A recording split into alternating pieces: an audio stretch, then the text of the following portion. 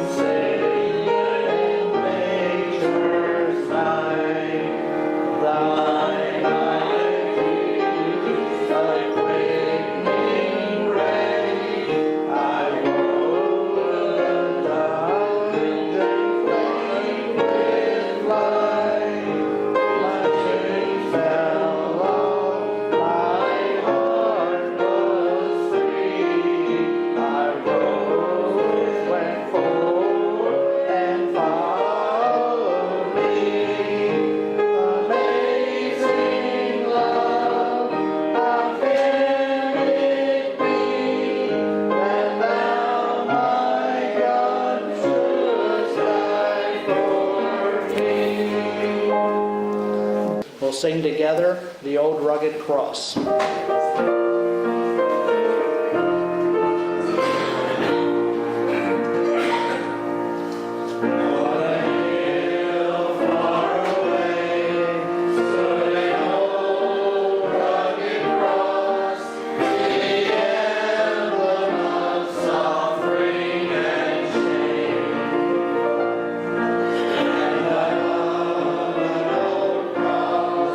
Where the dearest and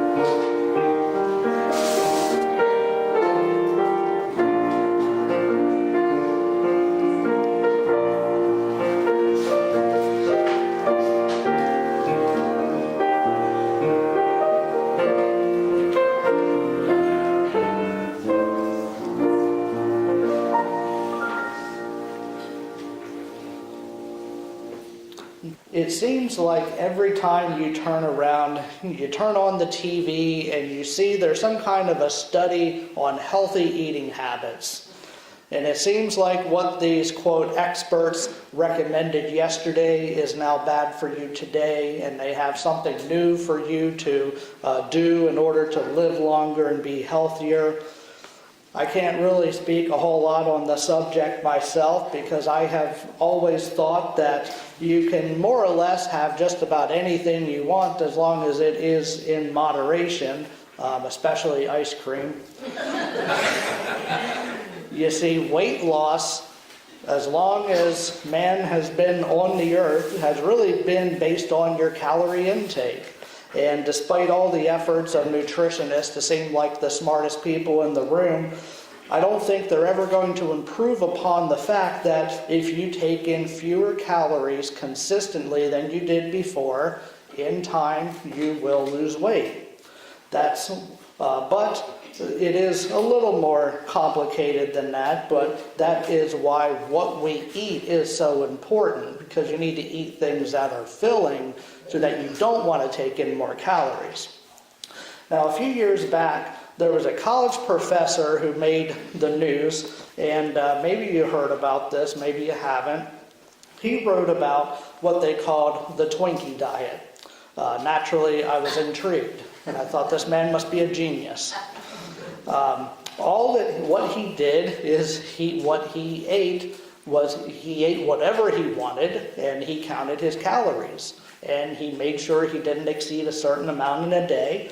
So if he wanted to eat a Twinkie for breakfast and another for lunch and another for dinner, he did so, as long as he was taking in a total of fewer calories than he did before. And for him, it worked. He lost weight by eating Twinkies. He just didn't eat a lot of them because there's a lot of calories in a Twinkie.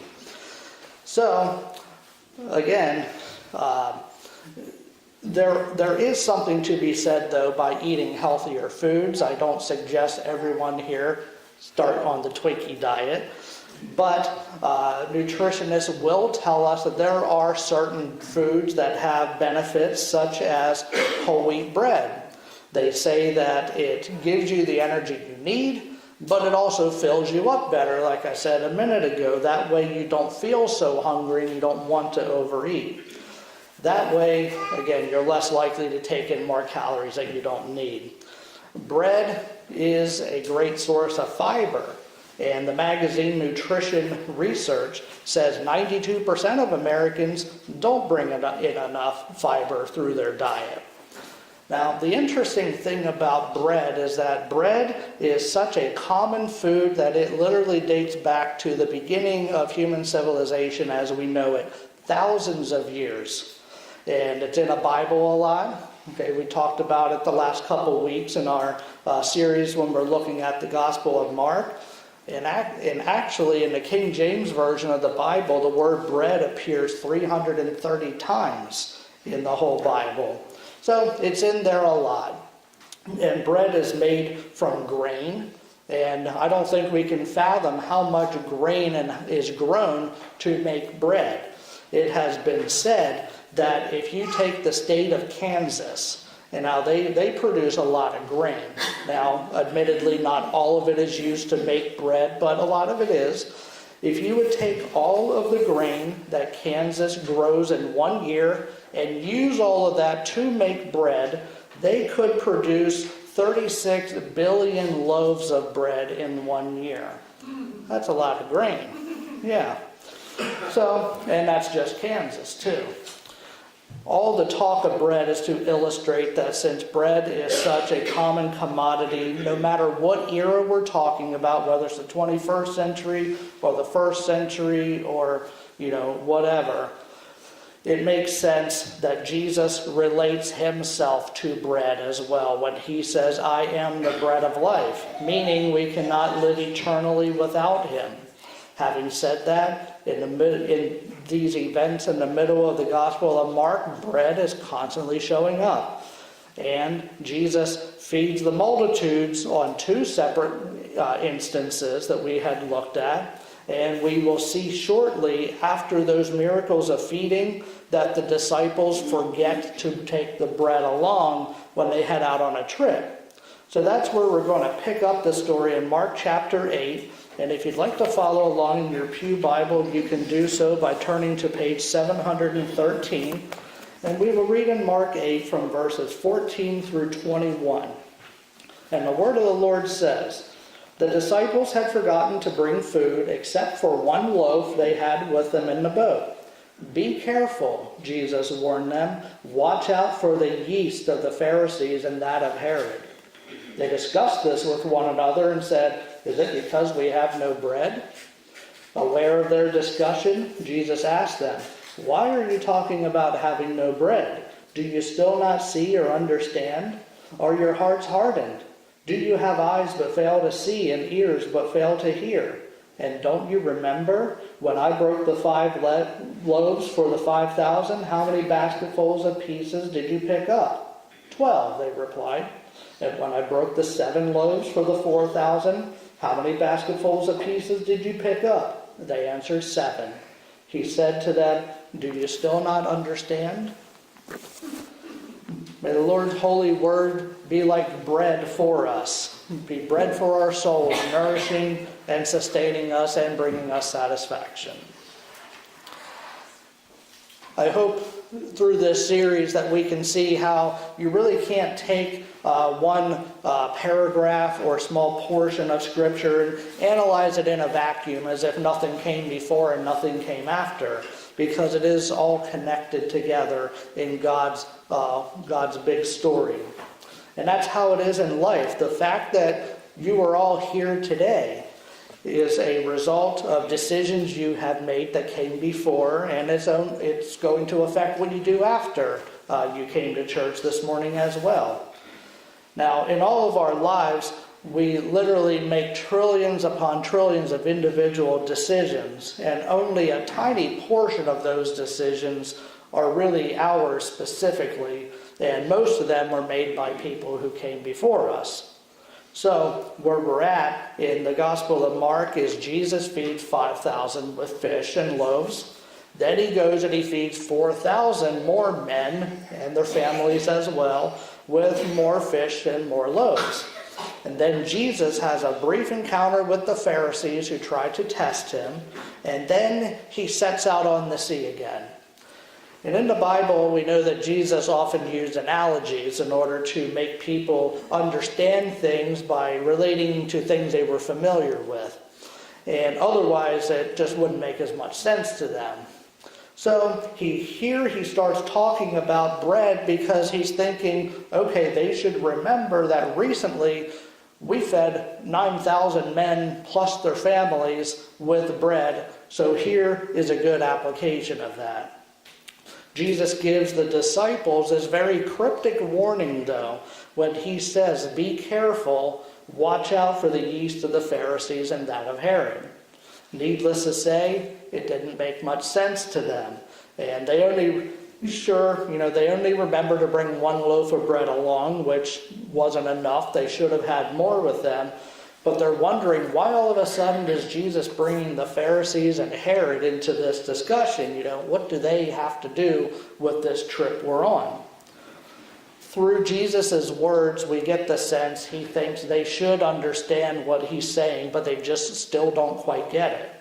And this is where I wish that we had a voice recording of Jesus to know exactly what his tone was when he said these words, because we know the tone of voice really means an awful lot when we are communicating. Take this for instance. No matter who is in the White House, we know that the president tends to polarize people. There's people who love him and people who hate him. So if someone simply says these words, "The president is a great man," and someone responds, "Yeah, right," what does that mean? Is it, "Yeah, right, I agree with you," or "Yeah, right, I'm being sarcastic about it"? So we really don't know by the written word necessarily. And the same applies to Jesus here. We wish we knew what tone of voice he used when he was saying things like, "Don't you understand?" Is it, "Don't you understand?" Or is it, don't you understand? There's a difference there. Well, and we don't have the benefit of words of commentary by Mark either to say Jesus said this in a sarcastic way or in a loving way. So we sort of have to go off of what we do have. So what happens is I have to think and suggest that Jesus' tone, above anything else, was certainly loving. That was the kind of person that he was. There could be frustration thrown in with that. You can be lovingly frustrated, which is probably better rendering it, if I would assume so. But he realized that they didn't quite get it yet, and they didn't understand after all they had been through up to this point. Jesus says, don't you understand? And again, I'm sure it's not an angry outburst at them. But when Jesus was angry, we knew he was angry. When he had like the whip together in the temple and all that, that was pretty obvious. But we want to make sure that whenever Jesus is talking to people, we realize he is treating them with dignity and respect. He's not making them feel this small and stupid by not understanding. He is a gentle teacher who is lovingly bringing them along at a certain pace. And back in school, I'm talking like elementary school, middle school, high school, I can tell you I've had some teachers that, if I'm being completely honest, seem to be very unhappy individuals. And I have even heard stories of classmates who have had nightmares from things that these teachers have said and done in class. Thankfully, I was fortunate to avoid most of the really bad ones. But like anyone, I've had some teachers who just weren't very pleasant. And in those classes, I learned what I had to learn, but they didn't cultivate a love of learning. And that's a shame, because I think that is a big goal that a teacher should have. And that's what we don't see in Jesus. We don't see him, again, talking down to people, and he is just being as loving as possible, even when he says, don't you understand? What I think, though, that Jesus is getting at when he's talking about the yeast of the Pharisees and that of Herod is, just as it only takes a little bit of yeast when you are making bread for it to begin to rise, it only takes a little bit of what the Pharisees and Herod have to offer to expand as well and affect the whole loaf. What do they have to offer is the question. Many things, but I think what Jesus is getting at is more or less a distorted view of power. You see, Herod used the chief priest, in a political move in order to keep the peace. He says, hey, if you guys keep your people under control, then we'll have a good relationship here. And the priest did the same thing with Herod. They said, you better do what we want you to do, or else we're not going to control our people. So they were simply wanting to promote their own agenda. And power is part of the problem, but I think we also have to look at a much broader picture, and by saying that he's talking also about sin that is based on selfishness and self-righteousness, among other things, such as spiritual blindness. This whole middle section of Mark fits together perfectly because these themes keep popping up and from story to story as Jesus is trying to teach them and make people understand them. We keep hearing these things, and he's talking about spiritual blindness, and that is simply a condition we're all born with. They call it original sin. That's why we need faith in Jesus Christ to overcome that, because we can never be good enough on our own to get into heaven. But just look at the world now. All around us, we see that things that 30 years ago, even 25 or 20 years ago, we would laugh and poke fun at, are now gaining acceptance in the mainstream. I've heard this phrase a long time ago, and it is one of my favorite phrases to quote, and it says, "What one generation does in moderation, the next generation will do in excess." And I think that's very true. And we see that in the sense that this country didn't go from beaver cleaver one year to the next year allowing our children to choose their own gender. It was the result of a little sin here and a little sin there, gaining acceptance slowly in the mainstream, just like yeast being added to the loaf. And the next thing you know, you have this rising loaf in front of you that you can't stop, or seemingly can't stop, unless you simply throw out the entire loaf and start over again. That is what I think the yeast of the Pharisees and of Herod is really all about. It's about sin in our lives that is not being addressed properly. Now, we can look around this congregation here, and there's a lot of empty spaces here, okay? We did say, though, we cracked 40 people for the first time in a while this morning, and that's a great thing. But more or less, we're at about half of our attendance as we were 10 years ago, say.